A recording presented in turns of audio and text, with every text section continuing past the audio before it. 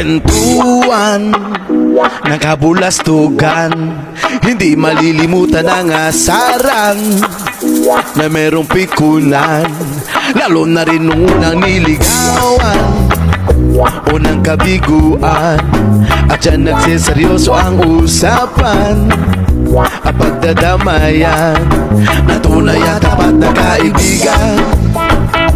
O mga buwang o kaibigan, lubang maaasahan. Di na tayo babata, edad mo di nahahalata. Sa mga trip unti-unti na tayo nagsasawa. Pero kahit ganon, barkadang matatag hanggang sa ngayon. Minsan lang makita, tsak may kwela, yan ang aking mga tropa.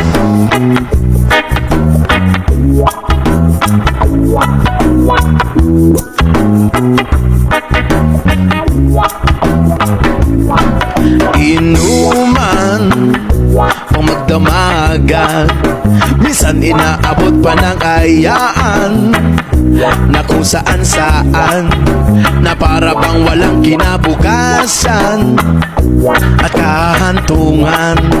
At dyan nagsiseryoso ang usapan at pagpapayuhan na tunay at tapat na kaibigan.